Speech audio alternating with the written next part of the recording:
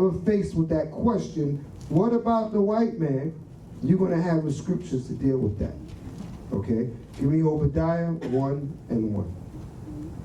What about El Blanco? Come on. Obadiah 1 verse 1. The vision of Obadiah. Thus saith the Most High concerning Edom. For now, who is Edom? Esau. Prove it. Genesis 36 and 1. Good. Genesis 36 and 1. Get Genesis 36 and 1.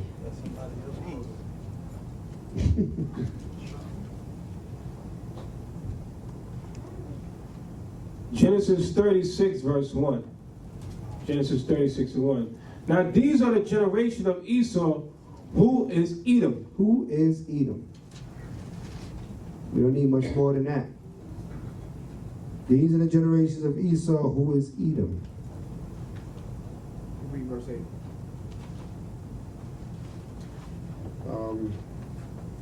Yeah, you can read verse 8. Genesis 36, 8 and 9. Thus dwelt Esau in Mount Seir. Esau is Edom. Right. Thus dwelt Esau in Mount Seir. Mount Seir, I want you to keep that in mind. That's a mountain range, okay, called Mount Seir. And that's where he dwelt. Read on. And these are the generation of Esau, the father of the Edomites in Mount Seir. Right, so what does it mean? The father, he's a progenitor of the nation of the Edomites. Okay? The father, the progenitor of the nation, so is the nation. How is the father, so is the nation. Right? How is Esau is so how the Edomites are going to be. All the attributes we're going to read about Esau, that falls upon all the Edomites. Just like Jacob, Yaquab, right? Whose name was changed to Israel, I mean he's a prince of power. We are all the princes of power. Because we are all Israel. We are of our father, who is Israel. Everybody understand that? We're going to see it clear in the scriptures. Go back to Obadiah. Obadiah 1 verse 1. The vision of Obadiah, thus saith the Most High concerning Edom. We have heard a rumor from the Most High, Mashak Yahushai, and an ambassador is sent among the heathen. Arise ye, and let us rise up against her in battle. Right, so what's an ambassador? He represents them. So an ambassador was sent amongst the heathen. Who's his ambassador? Esau, Edom. He's the ambassador of the heathen. Meaning he is the top man amongst the heathen nations. Right? It's not a coincidence that he runs the earth, because he's the ambassador of the heathens. All right, read.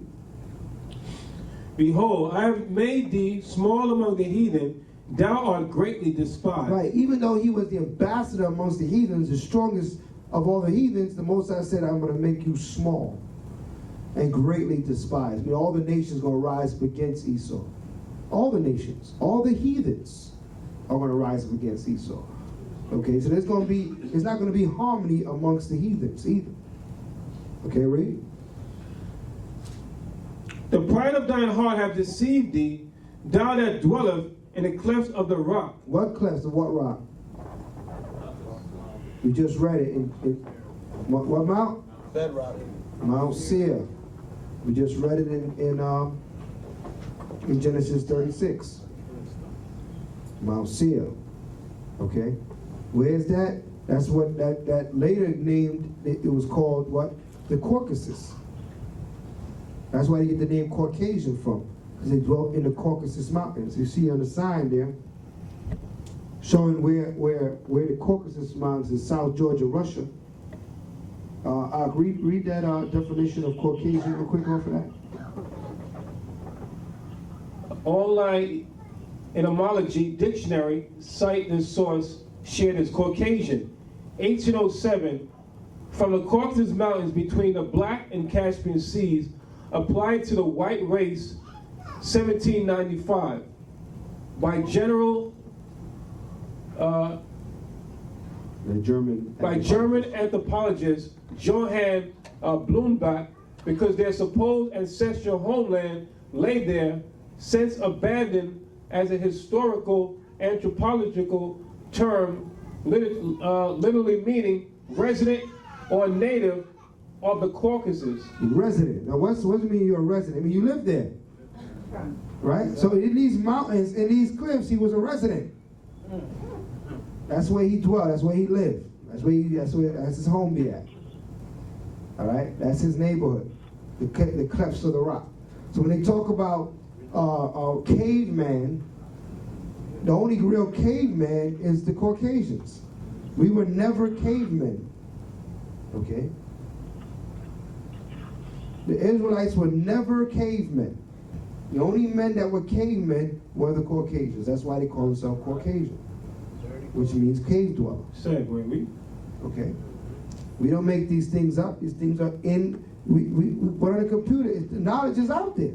This is not. We are a coalition against them, but they are. It's evident who they are in the Bible. Okay. Let's go back to Obadiah. Once we get the fire lit, well, I'll read it. Obadiah, back to Obadiah. We read in 1 verse 4. Though thou exalt thyself as the eagle, and though thou set thy nest among the stars, thence will I bring thee down, saith the Most High. So we just read in Amos that no matter if they dig into the ground or they reach up into the skies, the Most High is still going to get them. He's still going to get them. Who's this talking about? What's this? What are we reading about? Edom. That's the subject matter. Subject matter is Edom. And it's clear in the scriptures that he says, even though you exalt thyself as the eagle, when they so-called landed on the moon, right? When Neil Armstrong said, after when he landed the ship, what did he say? The eagle has landed. Count and a half. 30 seconds. Forward. Good. Ready?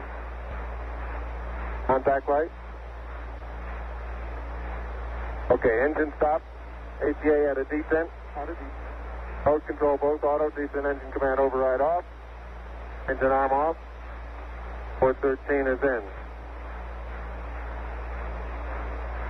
We copy you down, Eagle. Listen, Tranquility Base here. The Eagle has landed. Roger, Tranquility. We copy you on the ground. You got a bunch of guys about to turn blue. We're breathing again. That's not by coincidence. That's all by the Most High putting these clues out there, because in the last days we were going to need that knowledge to get back to the Father. He knew that, so he had to put these things out there. He don't even know why he said that. Most High put in his spirit to say the eagle has landed. Why? Because he knew that these things need to be evident as written in the scriptures. Right? So the Most High is a living power. He's controlling them. He's in control.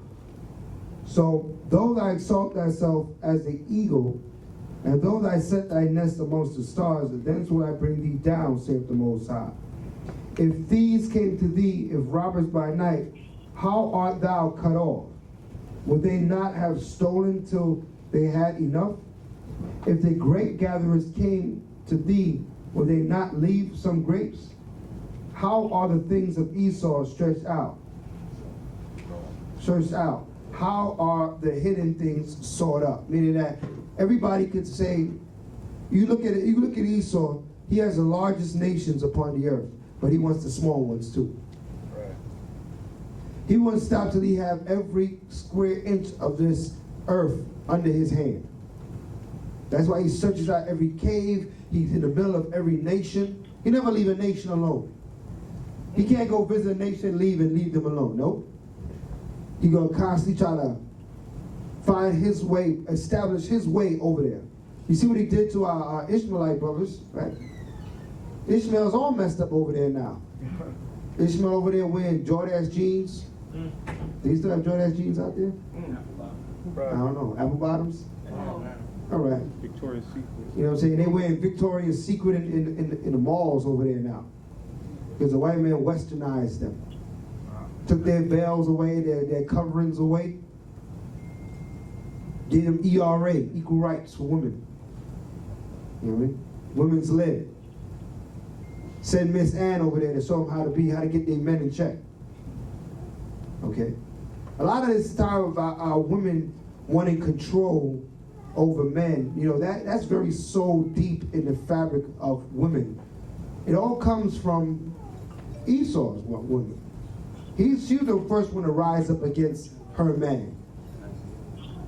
Esau was the first one. Their woman was the one to establish it and want position. And that idea radiated throughout all the nations. All right? ERA. Yeah, equal rights for women, I said it. ERA. Right? And that radiated throughout all the nations, where all the nations lost, you know, the order, especially the so-called Negro. Because our women used to be our backbone, they used to be our support. Now, they want to be in the forefront. They want to be your guide.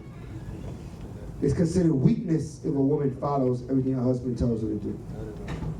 And your peers and people in this world look at you like you're crazy. But what? That's what the Father told you to do. So if you're crazy, then the Most High is crazy.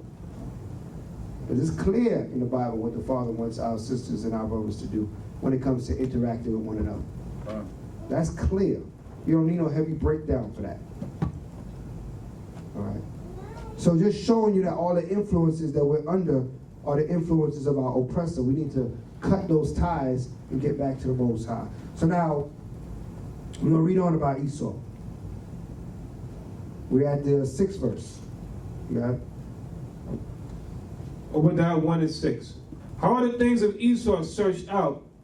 How are his hidden things sought up? All the men of thy confederacy have brought thee even to the border. Come on. The men that were at peace with thee have deceived thee and prevailed against thee, that they eat thy bread. They that eat thy bread have laid a wound under thee. There is none understanding in him. So what is we reading about here? The nations are going to rise up against Esau. All the ones they've been doing commerce with and trade with and thought they had alliances and pacts and plans in place, that's going to all dissolve in these last days. They're going to be looking to take them apart. Praise Yah. Read. Yeah, they're doing it right now. Everybody's ramping up. All these nations that have armies, they're ramping up their armies. What are they ramping up for? Why are they building nukes? Just to have them? You know what I mean?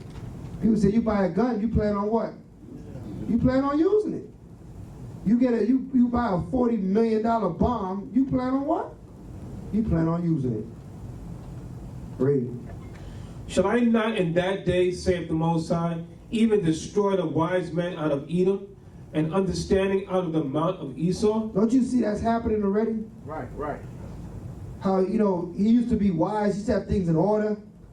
The white man used to look like he was such an order. Now you see how crazy he really is, man. We still can't find that plane. Like 370. You know what I mean?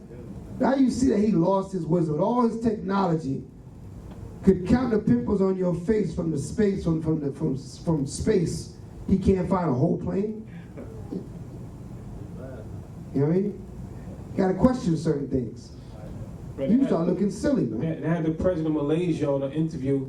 I think what happened is he doesn't want to admit that the plane is gone. They just keep trying to like give people hope, like, yeah, we're gonna find the plane. It's like what, 40, 50 days now? Like, come on, man. They talked about using practice cell phones that might have been on the plane. So, What's the name of That the, even sounds stupid. what's the name of I the, mean, all this technology and now they're gonna get to a cell phone? Come on, man. what's the name of them Loch Ness monsters in the scriptures? The live Leviathan. Yeah, they got it. Maybe Leviathan slap it out in the sky. Who knows? But we know one thing. He's all in derision. He's all out of order. Right? He's so out of order. He let a Hamite run his top nation, man. He wasn't even thinking when he made that move, man. He made so much Edomites so angry. Esau is divided right now. Right? Certain Edomites would never let that go down. You know what I mean? They was angry at the Edomite fellow compadres on that move right there. You know what I mean? So he got what? He got divisions going on. Republicans and Democrats and all these things. He got a lot of divisions going on right now. That shows that his wisdom is fading. He's saying things that are not coming to pass. He got problems and he can't fix them. His wisdom is fading. He's showing his vulnerability right now. He's not as strong and as puffed up as he used to be. Okay? Now he's on the unemployment line right next to you. Talking about how we doing today. You know what I mean? Now he using the word we. Right. You looking at him like, what? Speak French now? You know what I mean? Now he want to come over and hang out. You know what I mean? You want to live in the hood. You want, apartment. You want, he trying to rap the Keisha. I mean, he want to be all sold in with you right now. Why? Because the nation's going to realize, the nation's going to be the first to realize, wait a minute, the Most High is with these people, man. Just like the Egyptians realized, it took a couple plagues, but the Egyptians realized, you know what? The Most High with these people, man. That realization will come to Esau too. It's going to be too late. Just like it was too late for the Egyptian. It's going to be too late. Read. Salah, 9th verse. And thy mighty men, O Teman, shall be dismayed, to the end that every one of the mount of Esau may be cut off by slaughter. So, which one of them is going to be saved? Who's going to be saved? Who's going to be in the kingdom chilling? Read that verse again. And thy mighty men, O Teman, come on, shall be dismayed. Shall be dismayed means confused. Read. To the end that every one of the mount of Esau. Every one of the mount of Esau went back to their very creation, to the mount of Esau. Right? Read.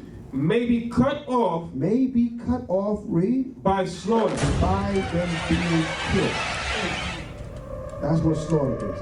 How could you go from that to being in the kingdom? Let's read on. Maybe you say they can come back. They can make a big comeback. Let's see what the Bible says. Read on. In the day that thou stoodest on the other side, and the day that the strangers carried away captive. Oh, you read 10? You skip 10. Oh, sorry. For thy violence against thy brother Jacob. Because of thy violence against thy brother Jacob. Did he not show Jacob violence? Did not Esau show Jacob violence? 400 years is nothing compared if you look at how long Esau has had violence on us, man. Who was Pontius Pilate? What nation was he? Greek, right? It was Esau, right? We had to all, even though we turned our back on our Messiah, they've been reigning over us that long, man. Going back to 2,000 years ago, they would reign over us. But you to put it in right perspective, you might just be thinking about what happened here in America, which was terrible. It was an atrocity, but what? The things that they did 70 AD, you know how much they slaughtered of our people, man? They slaughtered our people so much they had to build caves to hang the bodies in the ground. Man. They couldn't even bury them. There's many accounts of how Esau has slaughtered us as a people. You read the Maccabees, read how when they came down, it was killing us for keeping the Sabbath day. It was hiding in caves to light a menorah. So you gotta understand, they have a lot to equip for. We might think of this one life, the Most High sees all generations. And he said, because of your violence against Jacob, this is why these things are gonna happen to you. Read that again. For thy violence against thy brother Jacob, right. Shame shall cover thee, and thou shalt be cut off forever. Read for how long? Forever. I want y'all to understand this. The next time somebody tells you, what about the white man? That you have some answers, you understand what about him. Read. And the day that thou stood on the other side, and the day that the strangers carried away captive his forces, and foreigners into his gates, right, and cast lots upon Jerusalem, even thou was as one of them. Right, so now when the nations came and we were losing power in the Most High because was our wickedness, they took advantage. They didn't say, yo, that's our brother. They didn't want to be a brother that day. When we were going to our calamity, Esau jumped in there and said, yo, this is our opportunity. They were opportunists. Let's take over this nation. Let's knock them down. All right? We were going further back in history, warring against the Moabites and things like that. And Amalek wanted to get in there and get their shots in. It wasn't going to defend us. Read.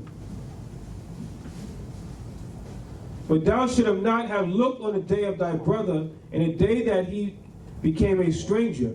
Right. Neither should thou have rejoiced over the children of Judah in the day of their destruction. Neither should thou have spoken proudly in the day of distress. Come on. Thou should not have entered into the gate of my people in the day of their calamity. Yea, thou should not have looked on their affliction in the day of their calamity, nor have laid hands on their substance in the day of their calamity. Right, in the day of our calamity, they went and took over Israel. Took over the whole land. Laid their hand on all our substance. Because we were down and out. And the Most High had us going into calamity, into captivity. They took advantage. They said, this is our time. Zionist movement. Let's create a Jewish state. And let's take over their land too. We already got their heritage, let's go take their land. Most High said, thou shouldest not done this. And you should have never done that. Now because you've done that, you are slated for total annihilation. Total annihilation.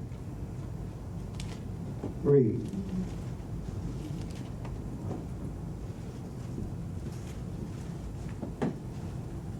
Neither should thou have stood in a crossway. Neither should thou have stood in a crossway to cut off those of his that did escape. Neither should thou have delivered of those of his that did remain in the day of distress. Come on. For the day of Mashiach is near upon all the heathen. As thou hast done, it shall be done unto thee. Thy reward shall return upon thine own head. Right, they're going to get what? What you reap what you sow. They reap rape, robbery, corruption in the earth. That's what they're going to receive back. Right now, you see, they don't have no need for it. So they sit back because their kingdom's already established. So they forget, how'd you get there? It's like you break into somebody's house, kill a family, set up your house, your children then grow in the house, and then their children grow in the house, but they didn't kill nobody, but they just act all innocent. But how'd you get there? How did you get in the position that you're in? Your foreparents killed and murdered over 77 million North American Indians that lived in this land. That's right. Nobody talks about it, act like it never happened.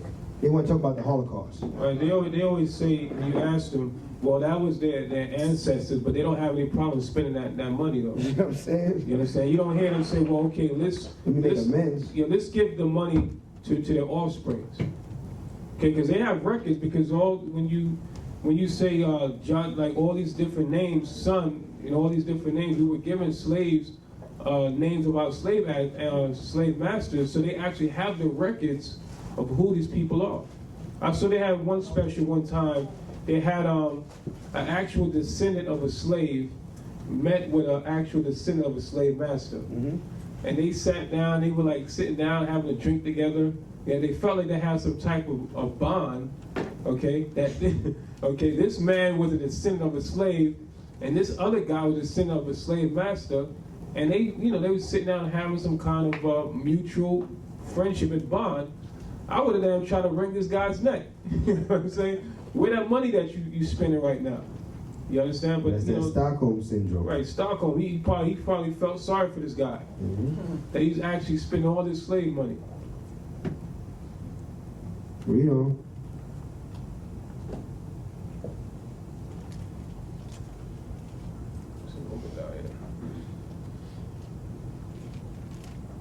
So the Most High, I keep telling them they shouldn't have done this, man. They shouldn't have took advantage of us when we were under the judgments of our father. And they did. They benefited.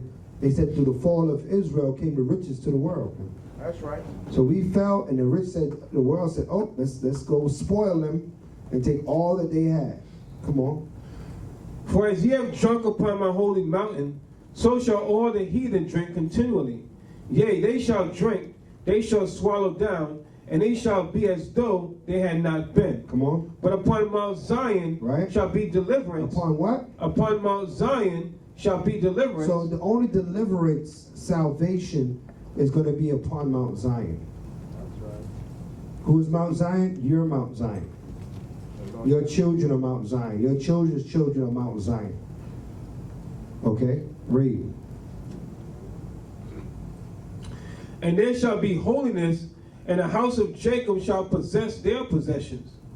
And the house of Jacob shall be a fire, and the house of Joseph a flame, and the house of Esau for stubble, and they shall kindle in them and devour them, and there shall not be any remaining of the house of Esau, for Yahweh has spoken it. Do you need a clearer speech than that? Is that not clear? That's the future prophecy of Esau. No, he is not going to be saved. He has to pay. He has to go into captivity. What you call being saved, being put into captivity. But after that, there shall be none left of the house of Esau. For the Most High has spoken. All things must come to pass that are written in the scriptures. Read. And they of the south shall possess the mount of Esau, and they of the plain the Philistines, and they shall possess the fields of Ephraim and the fields of Samaria, and Benjamin shall possess Gilead. Right. And the captivity of this host of the children of Israel shall possess that of Canaanites, even unto Zarephath, and the captivity of Jerusalem, which is in Serarad, shall possess the cities of the south. And saviors shall come up on Mount Zion to judge the mount of Esau, and the kingdom shall be the Most High by Shema Mashach Yahushua. That's the kingdom. That we're going to possess our lands, we're going to possess these nations, and that we're going to go up, and the judges are going to go up to Mount Zion to get wisdom and deal with these nations and rule this earth. This is the kingdom of the Heavenly Father. Hallelujah. There is no other kingdom. Get any other kingdom out your mind.